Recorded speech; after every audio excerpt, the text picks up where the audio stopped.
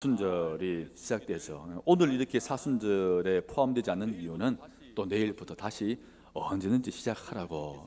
지난 며칠을 내가 좀 못했다, 놓쳤다 싶으신 분들은 또 내일부터 말씀 책자 가지고 또 내가 사순절 날 해야 될 것을 또 결심한 것들을 잘 실천하며 여러분들의 신앙의 성장을 위해서 예수는 여러분 되시기를 축복합니다. 다짐하는 여러분에게 주님께서 도와주시고 반드시 함께해 주실 것입니다. 누구나 한 번쯤은 이제 나는 끝났다, 이제 어떡하지, 이런 생각이 드는 어려운 순간을 맞이할 때가 있습니다. 그래서 좌절하고 낙심합니다.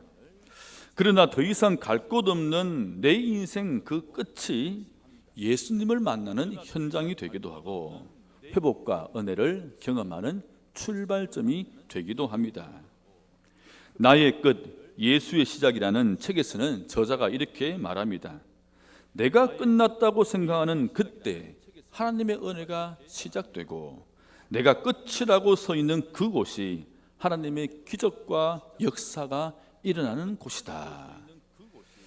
오늘 본문은 바로 그러한 이야기입니다. 이제 끝났다, 끝이다 라는 그 인생의 끝에 서 있는 한 여인의 이야기야 바로 오늘 본문의 이야기입니다.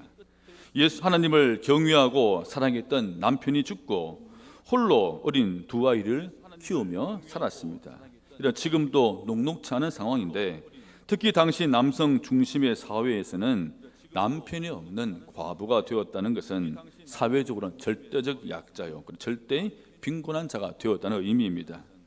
갑작스러운 남편의 죽음으로 홀로 된 여인이 두 아이를 키워야 하다 보니 여기저기 돈을 좀 빌리게 되고 쌓인 빚 때문에 두 아이는 종이 되어야 할 처지에 놓였습니다. 여인과 이 가정의 삶은 끝에 놓였습니다. 그런데 하나님은 엘리사 선지를 통해서 네가 생각하는 그 끝이라는 것이 끝이 아니고 나의 은혜가 시작되는 지점이라고 우리에게 말씀해주고 계십니다. 여러분, 오늘 이 여인의 삶의 끝에서 일어난 주님의 은혜와 기적을 통하여서 하나님께서 내 인생 끝에서 보여주시는 은혜를 흘려보내는 그 방식을 깨닫고 이 은혜를 잘 붙잡고 발견하며 살아가는 여러분 모두가 되시기를 축복합니다. 첫 번째입니다. 우리 인생의 끝에서 하나님은 나의 기도를 통하여서 일하기 시작하십니다. 여러분, 오늘 본문 1절입니다. 선지자의 제자들의 아내 중에 한 여인이 엘리사에게 부르짖어 이르되 당신의 종 나의 남편이 이미 죽었는데 당신의 종이 여호와를 경외한 줄은 당신이 아시는 바니이다. 이제 빚준 사람이 와서 나의 두 아이를 데려가 그의 종을 삼고자 하나이다 하니. 그러면 이 당시에는 빚진 자가 그 빚을 갚지 못하면 종이 되어서 갚아야 했습니다. 그리고 이 경우에는 최대 6년간만 종살이를 하고 7년째에는 더 이상 몸값을 받지 않고 놓아주어야 합니다. 이것이 바로 당시 모세의 율법이었습니다. 그러나 당시 남북 분열 왕국 시대에는 이러한 하나님에 대한 신앙이 느슨해졌습니다. 특히 엘리야가 살던 이 북이스라엘은 아합 왕의 우상 숭배와 불신앙 때문에 율법 준수가 완전히 무너져버린 시대였습니다. 그래서 한번 종으로 삼은 사람을 놓아주지 않았습니다. 율법이 제대로 지켜지지 않았습니다. 이제 이 여인은 자신의 어린 아이들이 언제 풀려나 가족의 품으로 올 수 있을지 기약이 없는 상황에서 아이들과 헤어져야 했습니다. 더 이상 법적으로도 제도적으로 또한 사회적인 보호를 받을 수 없는 상황에서 이 여인이 마지막으로 선택한 것이 하나님의 사람 엘리사를 찾아와서 부르짖는 것이었습니다. 여인이 엘리사에게 찾아와서 부르짖었다 하는 이 말은 히브리어로 바로 차크라는 단어입니다. 구약 성경에서는 기도하다는 의미로 사용된 여러 가지 단어들이 있는데 그 중에 여기에 사용된 차크, 부르짖었다, 이 말의 뜻은 큰 소리로 외치다, 긴급하게 부르짖다, 간절히 소리내어 도움을 청하다, 그런 뜻입니다. 아주 다급하고 위급한 상황에서 외치는 비명 같은 그런 소리가 바로 차크, 여기 사용된 부르짖다, 이런 뜻입니다. 이 단어는 구약 성경 전체에서 모두 21번 사용이 되었는데 거의 대부분 약자들이 절망과 고통스러운 상황에서 하나님께 간절히 탄원하며 부르짖는 때, 묘사할 때 바로 사용이 되었습니다. 대표적으로 이 차크라는 이 기도의 말은 출애굽기 3장에 여러 번 등장을 합니다. 애굽에서 종살이하던 이스라엘 백성이 고통 중에 주님께 부르짖을 때 이 차크 단어가 사용이 되었습니다. 3장 7절 말씀입니다. 여호와께서 이르시되 내가 애굽에 있는 내 백성의 고통을 분명히 보고 그들이 그들의 감독자로 말미암아 부르짖음 차크를 듣고 그 근심을 알고, 그 다음 9절입니다. 이제 가라 이스라엘 자손의 부르짖음 차크, 부르짖음이 내게 달하고 애굽 사람이 그들을 괴롭히는 학대도 내가 보았으니. 지금 이 여인도 가장 긴급한 상황에서, 인생의 끝에서 이제 더 이상 다른 것 바라볼 곳 없는 그곳에서 가장 최후로 선택한 것이 바로 차크, 바로 외마디 부르짖는 그러한 기도였습니다. 우리에게도 인생에서 어떤 어려운 상황에서 무엇을 어떻게 해야 될지 아무 생각이 안 날 때 바로 이런 집중과 선택이 필요합니다. 즉 부르짖는 기도입니다. 하나님은 우리의 차크, 즉 부르짖는 소리를 들으십니다. 그래서 우리 성도가 가장 경계해야 할 것이 기도에 낙심하는 것입니다. 기도해봐야 안 된다, 무슨 소용이냐라면서 기도를 포기하는 것입니다. 기도할 수 있는데 왜 걱정하십니까라는 우리 유명한 찬양이 있죠. 이 찬양 가사가 이렇게 시작이 됩니다. 기도할 수 있는데 왜 걱정하십니까? 기도하면서 왜 염려하십니까? 주님 앞에 무릎 꿇고 간구해 보세요. 기도할 수 있는데 왜 실망하십니까? 기도하면서 왜 방황하십니까? 주님 앞에 무릎 꿇고 간구해 보세요. 우리가 답답할 때 아무도 없는 조용한 곳에서 산에 가서든지 아니면 내 차 안에서 한번 우리가 소리 질러 보면 여기 답답한 내 속이 뻥 뚫리듯 시원해지는 것을 경험합니다.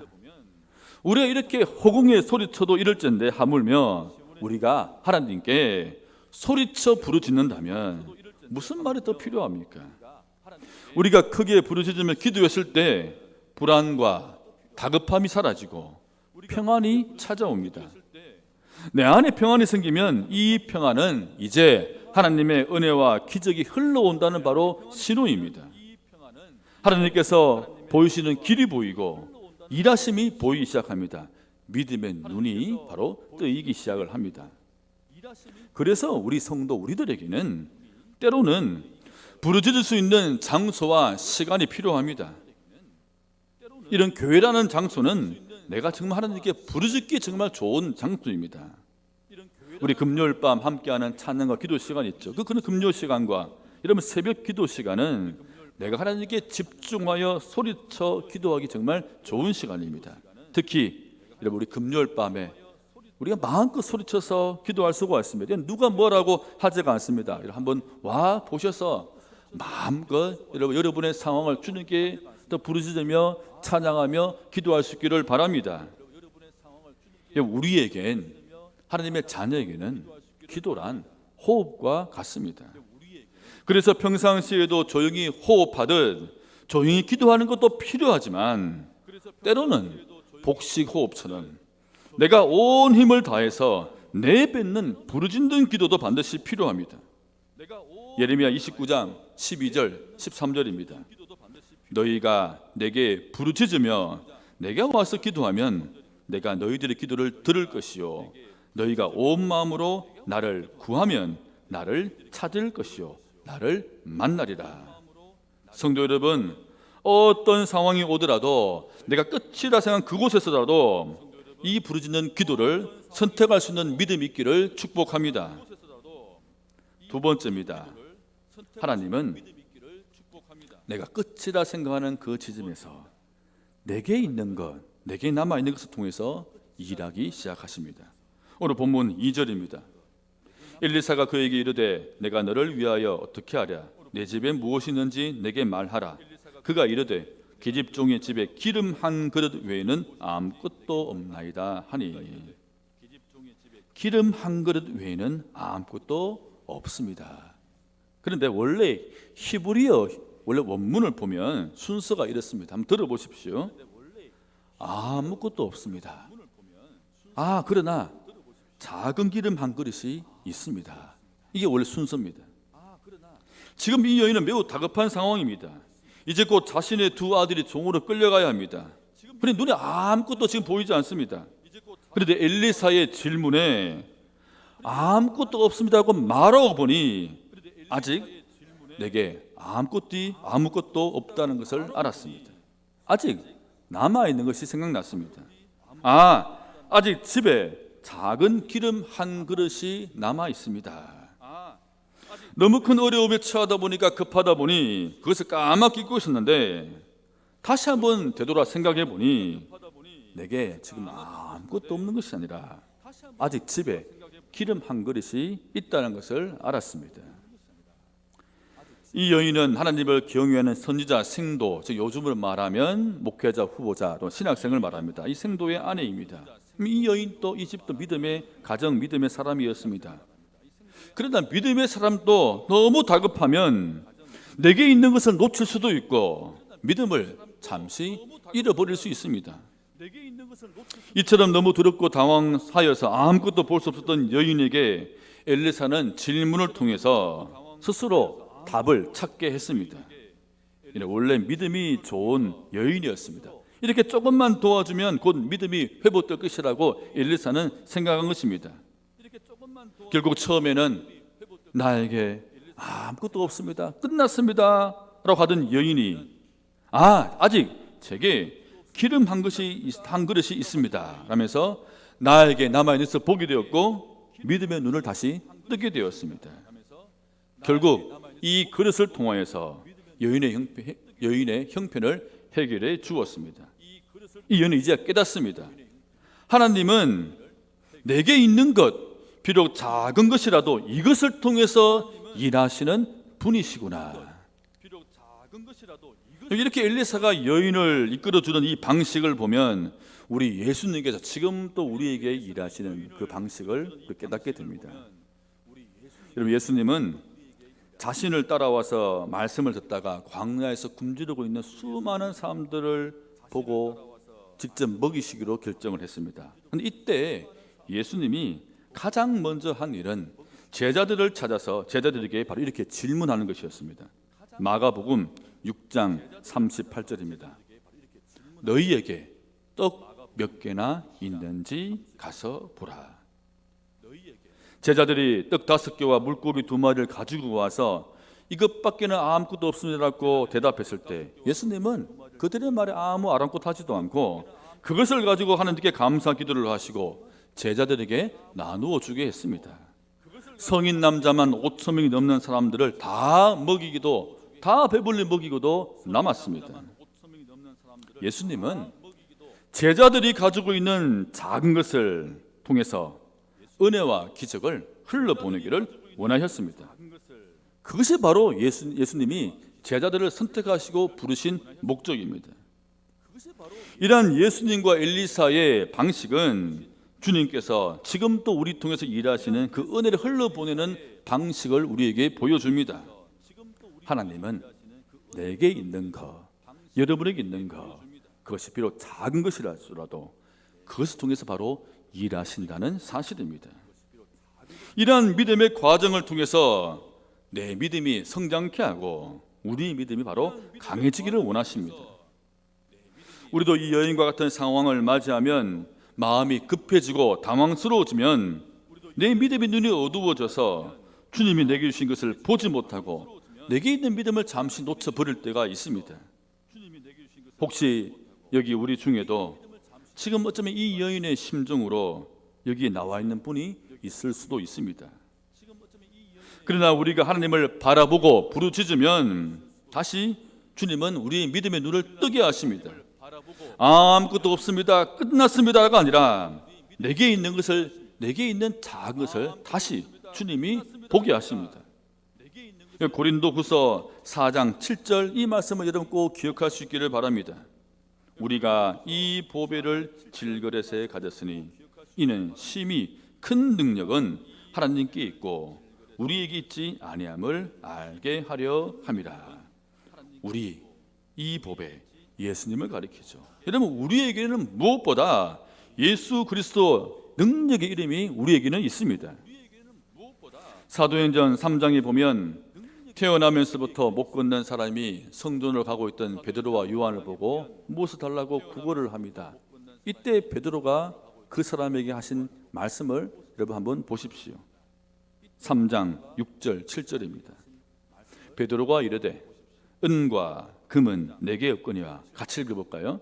내게 있는 이것을 내게 주노니 나사렛 예수 그리스도 이름으로 일어나 걸으라 하고 오른손을 잡아 일으키니 발과 발목이 곧 힘을 얻고 은과 금은 내게 없거니와 내게 있는 이것 나사렛 예수 그리스도 이름 베드로가 선포한 말씀입니다. 여러분 이러한 믿음으로 살아갈 수 있기를 바랍니다. 너는 끝났다. 너는 이제 할 수 있는 것이 없다. 이런 마귀의 속삭임에 넘어가지 마십시오. 성도 여러분, 우리에게는 예수 그리스도의 능력이 이름이 있습니다. 이 보배를 늘 발견할 수 있는 여러분 되시기를 축복합니다. 세 번째입니다. 하나님은 내 믿음의 그릇을 보시고 일하십니다. 3절 4절입니다. 이르되 너는 밖에 나가서 모든 이웃에게 그릇을 빌리라. 빈 그릇을 빌리되 조금 빌리지 말고 너는 내 두 아들과 함께 들어가서 문을 닫고 그 모든 그릇에 기름을 부어서 차는 대로 옮겨 놓으라 하니라. 지금 엘리사가 여인에게 명령한 말을 한번 자세히 한번 보십시오. 가서 빈 그릇을 빌리라. 들어가서 문을 닫으라. 부어라. 차면 옮겨 놓아라. 참 단순하고 쉬운 것을 명령했습니다. 엘리사는 지금 이 여인이 하기 어려운 것, 힘든 것을 명령하지 않았습니다. 그가 지금 할 수 있는 것, 가능한 것 명령했습니다. 5절 6절입니다. 여인이 물러가서 그의 두 아들과 함께 문을 닫은 후에 그들은 그릇을 그에게로 가져오고 그는 부었더니 그릇에 다 찬지라. 여인의 아들에게 이르되 또 그릇을 내게로 가져오라 하니 아들이 이르되 다른 그릇이 없나이다 하니 기름이 곧 그쳤더라. 여인은 그 명령대로 그대로 움직였습니다. 기름은 여인이 빌려온 그릇만큼 채워졌고 그릇에 다 부어졌을 때 더 이상 나오지 않고 멈추었습니다. 혹시 여인이 이 모습 보고 실망했을까요? 야, 내가 기름을 그릇 더 준비할 걸 그러면서 다른 이웃에게 빈 그릇을 빌려러 갔겠습니까? 결코 아닙니다. 7절 말씀 보십시다. 그 여인이 하나님의 사람에게 나아가서 말하니 여인은 기름을 더 채우고자 이웃에게 그릇을 빌리러 가지 않고 다시 엘리사에게 갔습니다. 즉 여인은 아쉬워하거나 욕심을 더 내지 않았다는 말입니다. 7절 이어진 말씀을 보십시다. 그가 이르되 너는 가서 기름을 팔아 빚을 갚고 남은 것으로 너와 내 두 아들이 생활하라 하였더라. 여기 중요한 말이 나옵니다. 갚고 남은 것으로, 갚고 남았다입니다. 기름 한 그릇밖에 없었던 이 가정에 이제 빚을 다 갚고도 생활할 정도로 남은 것이 있을 정도가 되었습니다. 여인이 깨닫습니다. 하나님은 내 믿음의 그릇만큼 일하시는 분이시다. 물론 여인의 집에 있는 이 기름은 언젠가 다 떨어집니다. 그러나 이제는 여인이 더 이상 실망하지 않고 낙심하지 않고 끝이라고 생각하지 않습니다. 내 믿음의 그릇이 제한되지 않는다면 하나님은 또 이런 방법으로 계속 채워주실 것이다. 이러한 확고한 믿음이 생겼습니다. 여러분, 하나님의 은혜가 이런 것입니다. 내 믿음이 준비되어 있기만 하면 하나님의 은혜와 기적은 또다시 우리에게 채워집니다. 하나님을 제한하지 말라라는 책에서는 우리 자신 때문에 우리 삶에서 주님의 은혜와 기적의 제한을 받는다라고 지적을 하고 있습니다.